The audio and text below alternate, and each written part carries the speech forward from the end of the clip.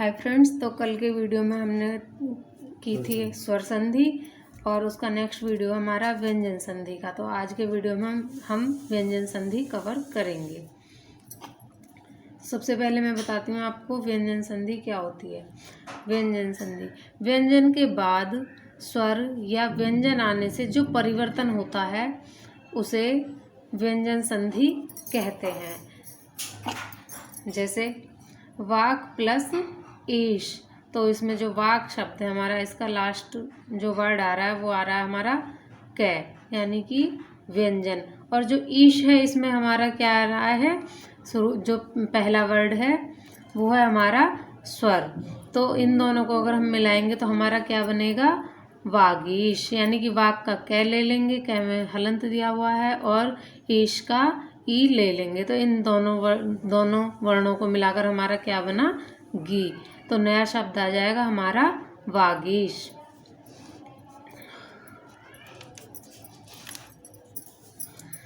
अब मैं आपको बताती हूँ व्यंजन संधि के नियम।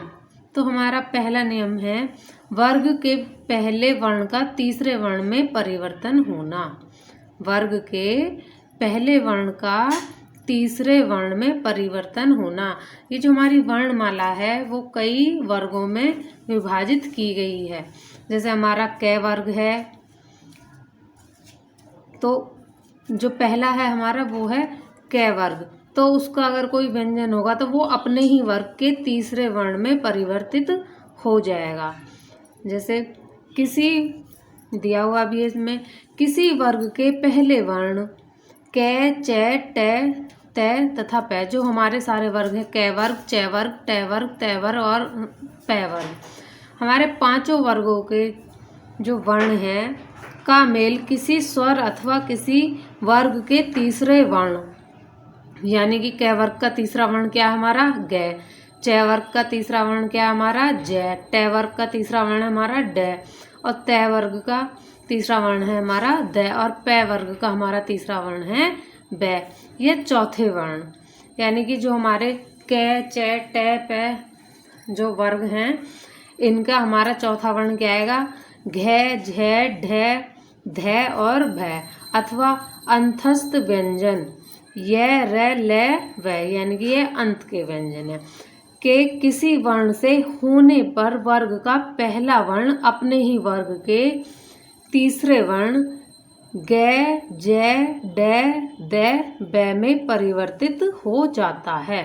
जैसे कै वर्ग का जो तीसरा वर्ण आएगा वो आएगा हमारा गै, और चै वर्ग का तीसरा वर्ण आएगा हमारा जै, टै वर्ग का तीसरा वर्ण आएगा हमारा डै, और तै वर्ग का तीसरा वर्ण आएगा दै, और पै वर्ग का हमारा तीसरा वर्ण आएगा बै।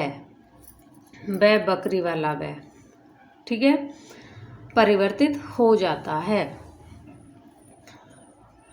जैसे उदाहरण देखते हैं हम, कै का गै होना, तो दिक प्लस गज, तो दिक का क्या लेंगे हम, कै, और नेक्स्ट वर्ड क्या है हमारा गज, तो कै जो है वो हमारा गै में परिवर्तित हो जाएगा, यानी कि अपने ही वर्ग के तीसरे वर्ण में। जैसा कि मैंने आपको पहले बताया कि अपने ही वर्ग के तीसरे वर्ण में परिवर्तित हो जाएगा। तो हमारा कै वर्ग का जो तीसरा वर्ण है आप लगा सकते हैं कै, खे, कै, खे और गै, तो कै वर्ग का तीसरा वर्ण क्या आया हमारा गै, तो जो कै है हमारा ही गै में परिवर्तित हो जाएगा। तो जो हमारा नेक्स्ट वर्ड बनेगा वो बनेगा नया वर्ड दिग्गज। देखते हैं वैसे ही चै वर्ग का, चै का जय होना, जो चै है हमारा वो अपने तीसरे वर्ड जय में परिवर्तित हो जाएगा। जैसे अच प्लस अंत, तो इसका क्या हो जाएगा हमारा अजंत, तो जो ये हमारा चै है वो हमारा जय में परिवर्तित हो जाएगा, तो हमारा नया वर्ड आएगा अजंत। टै का डै होना, जो हमारा टै टमाटर है उसका डै होना, डै डमरू, तो षठ प्लस आनन, तो हमारा इसका क्या होगा, जो टै है हमारा वो डे में परिवर्तित हो जाएगा और बाकी का वैसा ही रहेगा। तो हमारा नया वर्ड आएगा षडानन। और तय वर्ग का देखते हैं। तय का द होना, भगवत प्लस भजन, तो भगवद भजन। तो इसमें जो भगवत है, भगवत का हम तय ले लेंगे और भजन हमारा जैसा वैसा का वैसा ही रहेगा। तो जो ये तय है ये द में परिवर्तित हो जाएगा। बाकी के वर्ण हमारे वैसे के वैसे ही रहेंगे। आप देख सकते हैं भय गए व, और जो ये हमारा तय है वो द में परिवर्तित हो गया और भजन वैसा का वैसा ही है। ठीक है। नेक्स्ट है हमारा पै का बै होना। जो हमारा पै है उसका पै वर्ग का जो वर्ण है पै, उसका हमारा पै वर्ग का तीसरा वर्ण आएगा बै। तो अप प्लस अज, तो शब्द क्या, नया शब्द क्या बना, अब्ज। तो अप का क्या है, सॉरी, जो इसमें पै है तो पै का हमारा बै बन जाएगा और नेक्स्ट वर्ड है हमारा जय। तो नया शब्द आएगा हमारा अब्ज।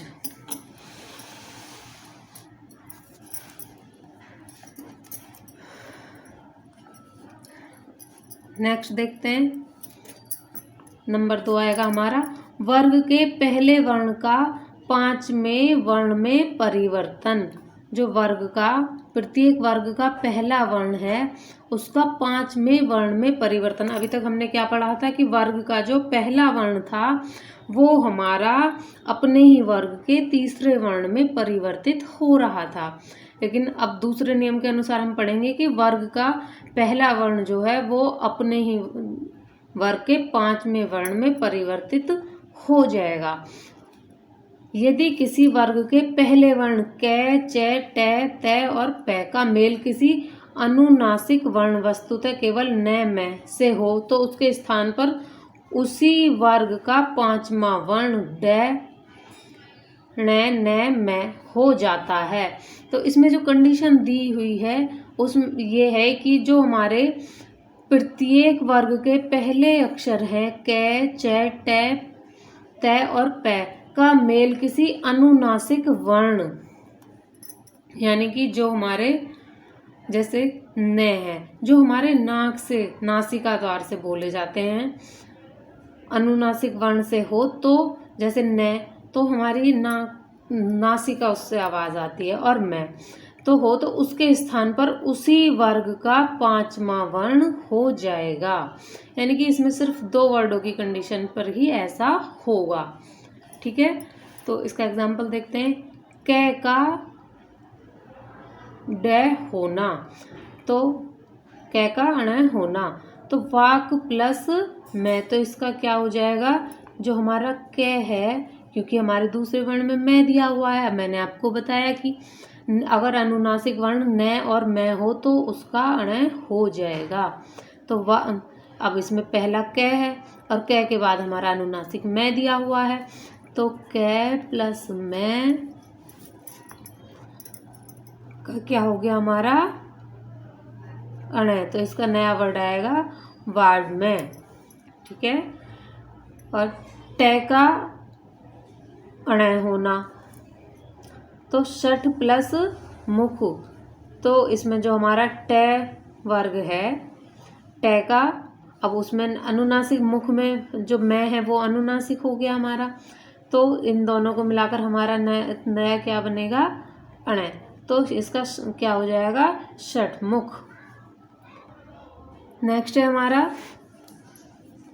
तय का न होना, जो हमारा तय तकती है उसका न होना, तो उत प्लस मत, तो इसमें जो उत में तय दिया हुआ है और नेक्स्ट में हमारा नेक्स्ट शब्द में क्या है मैं अनुनासिक है, तो तय का न हो जाएगा, तो नेक्स्ट वर्ड बनेगा हमारा उन्मत्त।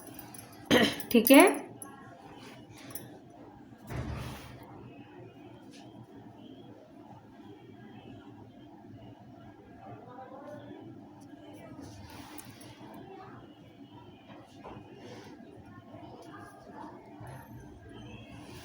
नेक्स्ट देखते हैं 6 संबंधी नियम, जो हमारा छ छाता होता है उससे संबंधित नियम हमारा क्या आएगा।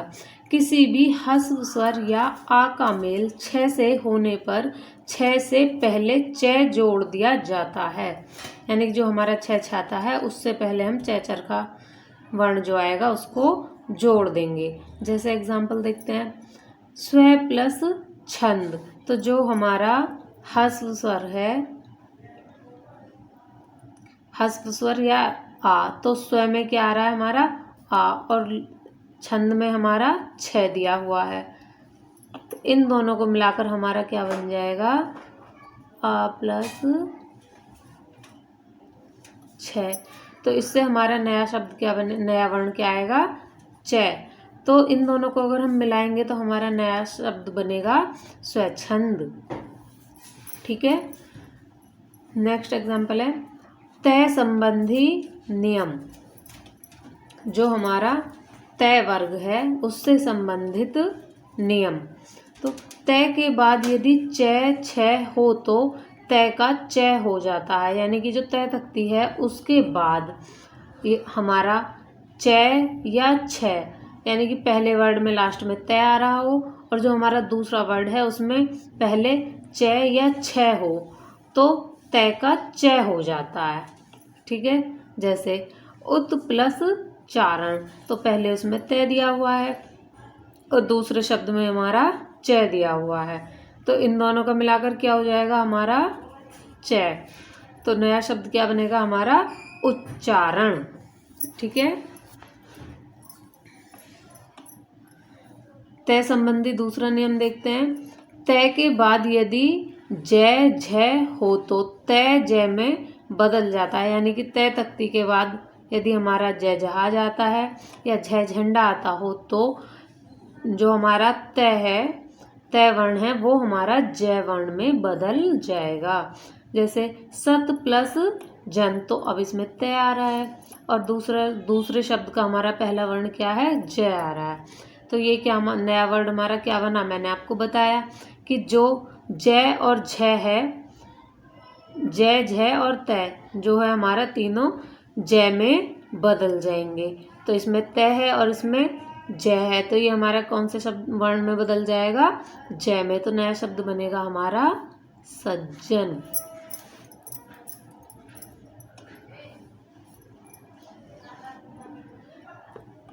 नंबर 3 है इसमें, ये तय के बाद यदि, तय तख्ती के बाद यदि ट टमाटर ड हो तो तय क्रम से ट ड में बदल जाता है। जैसे व्रत प्लस टीका, तो इसमें जो हमारा लास्ट वर्ड है तय दिया हुआ है और पहले में क्या दिया हुआ है, हमारा पहला वर्ड ट दिया हुआ है। तो ये हमारा तय जो है हमारा कौन से वर्ण में बदल जाएगा, ट वर्ण में। तो हमारा नया वर्ड बनेगा व्रत टीका।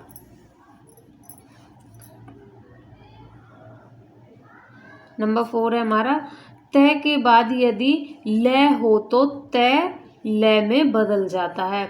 तय के बाद यदि ल हो तो तय हमारा ल में बदल जाता है। यानी कि पहले शब्द का लास्ट वर्ण हमारा तय हो और दूसरे शब्द का पहला वर्ण हमारा ल हो, तो जो पहला वाला तय है हमारा वो हमारे ल में परिवर्तित हो जाएगा।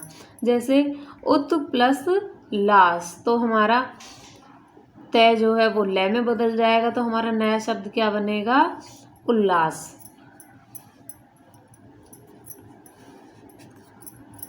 नेक्स्ट नंबर 5, तय के बाद यदि श सलजम वाला श हो तो तय का च और श का छ हो जाता है। इसकी कंडीशन समझिए आप। तय के बाद यदि श हो, यानी कि पहले शब्द का लास्ट वर्ण जो हमारा तय हो और दूसरे शब्द का पहला वर्ण हमारा श हो, श भी सलजम वाला श हो, तो तय का च, यानी कि पहले शब्द का लास्ट वर्ण च में परिवर्तित होगा और दूसरे शब्द का पहला वर्ण श जो है वो हमारा छ में परिवर्तित हो जाएगा। जैसे उत प्लस श्वास, तो इसमें हमारा उत में तय वर्ण है और श्वास में हमारा श है। शलजम वाला आधा स। तो हमारा इसका नया वर्ड क्या बनेगा, मैंने आपको बताया तय जो है वो हमारा च में परिवर्तित होगा और श जो है हमारा छ में परिवर्तित हो जाएगा, छ छाता में। तो हमारा नया वर्ड बनेगा उच्छ्वास। ठीक है, नेक्स्ट देखते हैं नंबर 6। तय के बाद यदि है हो तो तय के स्थान पर द और है के स्थान पर ध हो जाता है। तय के बाद यदि है आता है यानी कि पहला वर्ण जो है हमारा, पहला शब्द जो है उसका लास्ट वर्ण हमारा तय हो और दूसरा जो शब्द है हमारा उसका पहला वर्ण है हो, तो तय के स्थान पर द और है के स्थान पर ध यानी कि दोनों ही परिवर्तित हो जाएंगे। तय का द बन जाएगा और है का ध बन जाएगा। इसका उदाहरण देखते हैं। तत् प्लस हित, तो जो तत् है उसमें हमारा लास्ट वर्ण क्या है, तय, और हित में हमारा पहला वर्ण क्या है। तो इन दोनों को हम अगर दोनों को मिलाएंगे, परिवर्तित करेंगे, तो जैसा मैंने आपको बताया तय के स्थान पर द हो जाएगा, जो ये मेरा तय है इसके स्थान पर द, और है के स्थान पर ध, जो ये हमारा है इसके स्थान पर ध धनुष हो जाएगा। तो हमारा इसका नया शब्द क्या बनेगा, तद्धित। ठीक है, इतना समझ आया।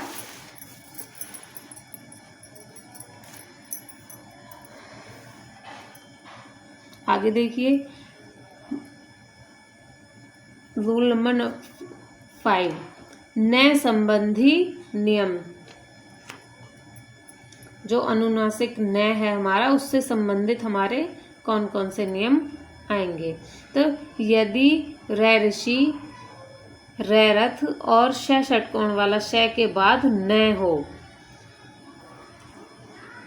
या रै ऋषि, रै रथ और श षटकोण के बाद स्वर कै वर्ग, पै वर्ग, अंतस्थ और अनुस्वार में से एक या अधिक हो और फिर उसके बाद न हो, तो न का ळ हो जाता है।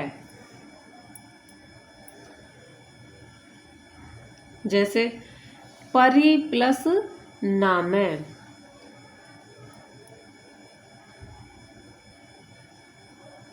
तो हमारा पहले शब्द का जो लास्ट वर्ण आ रहा है वो है हमारा रै, और जो दूसरा शब्द है हमारा नाम, तो उसमें हमारा अनुस्वार आ रहा है न, तो इन दोनों का क्या हो जाएगा हमारा अण। तो नया शब्द बनेगा हमारा परिणाम। अब देखते हैं मैं संबंधी नियम। तो इसमें जो पहला है मैं का मेल कैसे और मैं तक के किसी भी व्यंजन वर्ण से होने पर, जो हमारा मैं मकड़ी है इसका मेल कैसे यानी कि कै कबूतर से मैं मकड़ी तक के जितने भी व्यंजन वर्ग से होने पर मैं उसी वर्ग के पंचमाक्षर अनुस्वार में बदल जाता है। जैसे सम प्लस कलन, तो सम में हमारा जो लास्ट वर्ड है वो हमारा मैं है, और कलन में हमारा पहला क्या है, कै वर्ग का पहला ही वर्ण कै है। तो ये मैं जो है हमारा अनुस्वार यानी कि अंकी बिंदी में बदल जाएगा। तो हमारा क्या आ जाएगा नया शब्द, संकलन। ठीक है, सेकंड है इसका मैं का मेल यदि य, रै, ले और वै और शलजम वाला श, यानी कि तीनों स शलजम, श षटकोण और स सपेरे वाला स, और है से हो, तो मैं सदैव अनुस्वार ही होता है। यानी कि मैं का मेल यानी कि जो मैं है हमारा वो य, रै, ले, वै, श, स तीनों के जो हमारा पढ़ने का वो है, वो तीनों का जो उच्चारण निकलेगा तीनों श का वो अलग अलग निकलेगा। श यानी कि शलजम वाला स, और श यानी कि षटकोण वाला, और स हमारा जो हो जाएगा जिसे हम सीधा सीधा बोलेंगे स, तो वो होगा हमारा सपेरे वाला स। और है से हो तो मैं सदैव अनुस्वार ही होता है। जैसे सम प्लस योग, तो हमारा पहले में क्या आ रहा है, पहले शब्द का लास्ट वर्ण क्या है हमारा मैं, और दूसरे शब्द का पहला वर्ण है हमारा यह। तो क्या होगा, मैंने आपको बताया कि हमेशा मैं अनुस्वार में ही बदलेगा। तो सम प्लस योग हमारा नया शब्द क्या बना, संयोग। ठीक है, इसका रूल नंबर 3 है, मैं के बाद जो हमारा मैं मकड़ी है के बाद मैं आने पर कोई परिवर्तन नहीं होता। यदि पहले वर्ग जो पहला शब्द है हमारा उसका लास्ट वर्ण मैं हो और दूसरे शब्द का पहला वर्ण हमारा मैं होगा तो उसमें कोई परिवर्तन नहीं होगा। जैसे सम प्लस मान, तो सम में हमारा लास्ट वर्ण क्या है, मैं, और मान का पहला वर्ण भी मैं है, तो हमारा जो संधि हम इसकी करेंगे तो उसका आएगा सम्मान। ठीक है, दोनों ही शब्द वैसे के वैसे ही बने रहेंगे।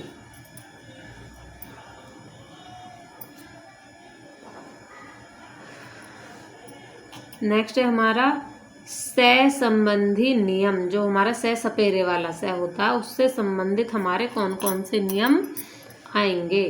तो से पहले ए, आ से भिन्न स्वर हो तो से का जो हमारा सपेरे वाला से है उसका हमारा शय हो जाएगा, यानी कि षटकोण वाला शय हो जाएगा।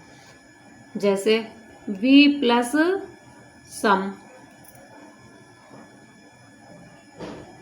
तो इसमें क्या आ रहा है हमारा वी में ए, और जो हमारा दूसरा शब्द है उसमें पहला वर्ण क्या है हमारा से, तो इन दोनों का मिलाकर क्या हो जाएगा हमारा सपेरे वाला से बन जाएगा। तो नया वर्ण बनेगा हमारा विषम। ठीक है, तो यहीं पर हमारी व्यंजन संधि समाप्त होती है। और नेक्स्ट देखते हैं हम विसर्ग संधि। विसर्ग संधि में विसर्ग के बाद स्वर या व्यंजन आने पर विसर्ग में जो विकार होता है उसे विसर्ग संधि कहते हैं। यानी कि जो पहला वर्ण है हमारा उसमें लास्ट विसर्ग हो और दूसरे शब्द में पहले व्यंजन आने पर विसर्ग में जो परिवर्तन होता है उसे हम विसर्ग संधि कहते हैं। जैसे नी प्लस आहार, तो जो हमारा नी है इसमें विसर्ग आ रहा है हमारा, और आहार में पहला वर्ण क्या आ रहा है हमारा स्वर आ, तो इन दोनों को मिलाकर हमारा नया शब्द क्या बनेगा, निरा आहार। ठीक है, विसर्ग और आ मिलाकर हमारा नया बन गया रा, तो नया शब्द आया हमारा निराहार।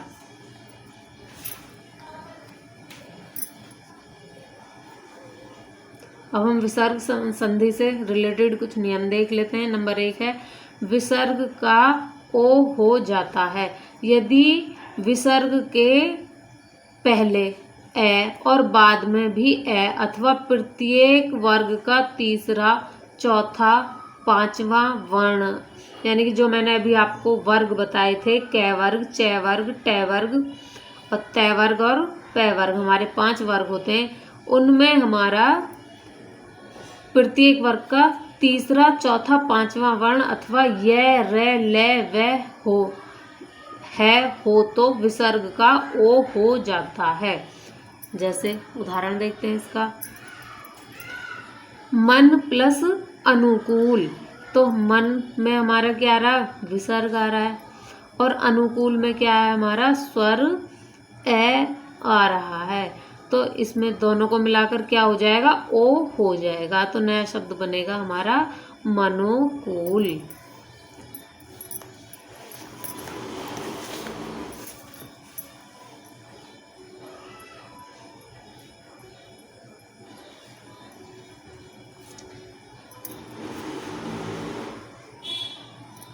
ठीक है, विसर्ग का सेकंड नियम के अकॉर्डिंग हमारा विसर्ग का रे हो जाता है, यदि विसर्ग के पहले ए, आ को छोड़कर कोई दूसरा स्वर्ग हो, जो हमारा पहले शब्द में विसर्ग आएगा उससे पहले हमारा ए या आ को छोड़कर कोई दूसरा स्वर हो और बाद में आ, छोटा ऊ, बड़ा ऊ का बड़ा ऊ या तीसरा, चौथा, पांचवा वर्ण या य, रे और ले, वे में से कोई हो तो विसर्ग का रे बन जाता है।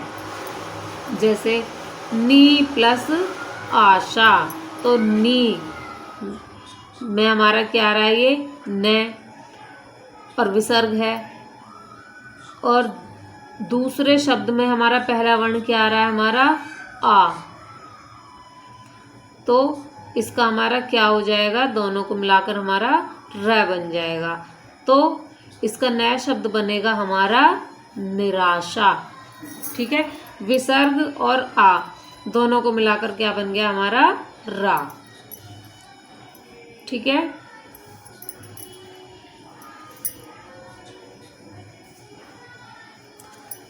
थर्ड देखते हैं, विसर्ग का शय हो जाता है। जो विसर्ग है हमारा, इसमें हमारा इस नियम के अकॉर्डिंग हमारा शय सलजम वाला शय बन जाना। यदि विसर्ग के पहले कोई, पहले शब्द में जो विसर्ग है दिया हुआ है उससे पहले कोई स्वर हो और बाद में च, छ या शय हो तो विसर्ग का शय सलजम वाला शय हो जाता है। जैसे नी प्लस चिंतन, तो नी है हमारा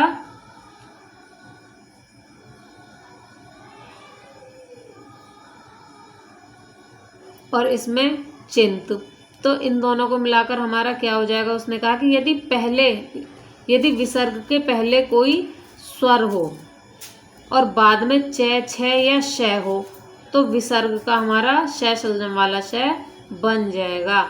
तो नी प्लस चिंत का क्या बनेगा हमारा निश्चिंत। नंबर 4 देखिए, विसर्ग का शय हो जाना, षटकोण वाला शय। तीनों शय का फर्क समझिएगा। ठीक है, विसर्ग के पहले, यदि विसर्ग के पहले छोटी ई, छोटा ऊ और बाद में कै, खे, टे, ठे, पै, फै में से कोई वर्ण हो तो विसर्ग का शय षटकोण वाला शय हो जाता है।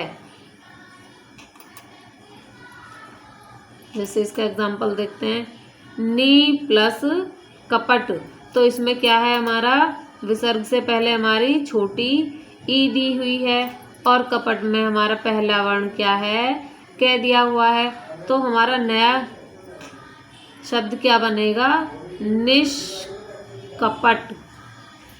ठीक है,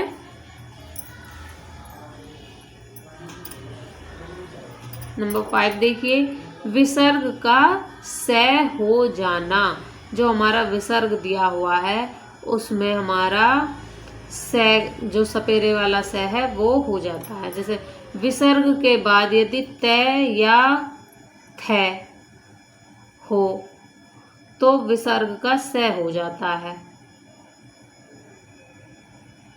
तो इसने कहा विसर्ग के बाद यदि तय या थ हो तो, अब इसमें क्या नम है, नमे में नमे के बाद, नम के बाद विसर्ग है और दूसरा है हमारा तय, तो उसने कहा कि तय, विसर्ग के बाद यदि तय या थ हो तो विसर्ग का क्या होगा, हमारा जो विसर्ग ये हमारा दिया हुआ है ये हमारा स में परिवर्तित हो जाएगा।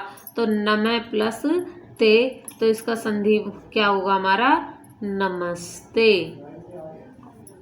ठीक है,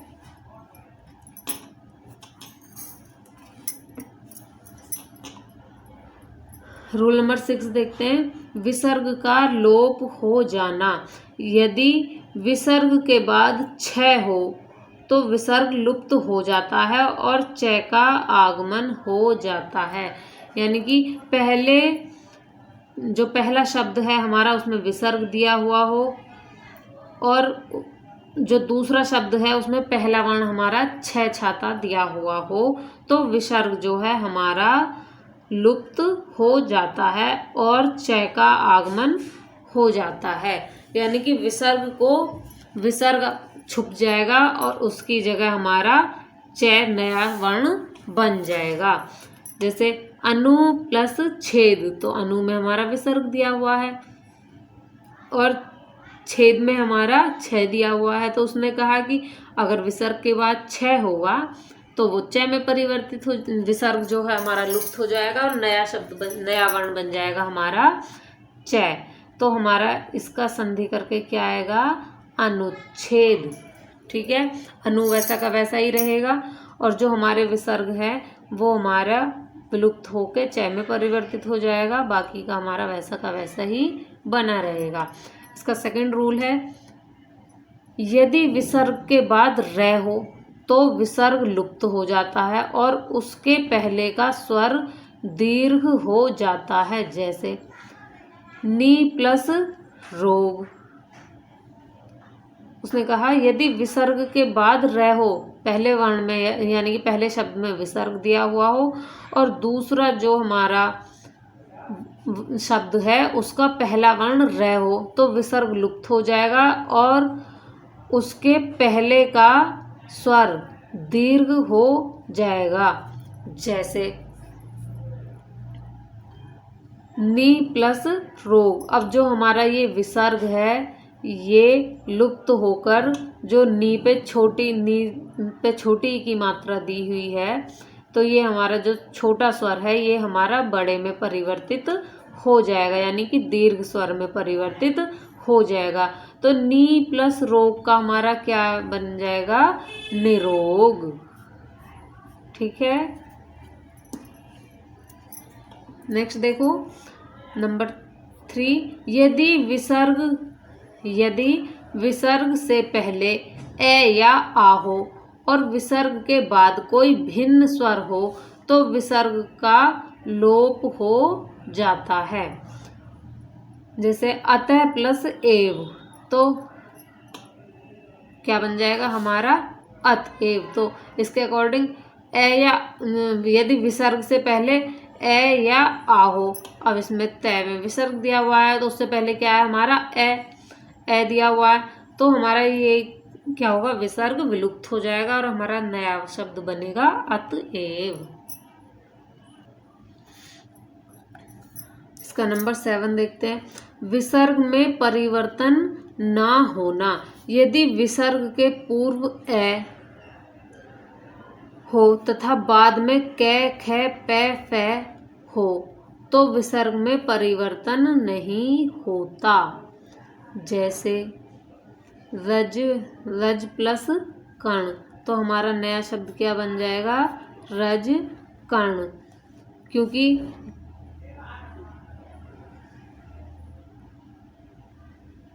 जो विसर्ग से पहले है हमारा रज, तो उसमें क्या आ रहा है हमारा है और बाद में क्या है हमारा कै, तो हमारा जो विसर्ग होगा वो ना तो परिवर्तित होगा किसी में और ना ही विलुप्त होगा, हमारा नया शब्द बन जाएगा रज कर्ण।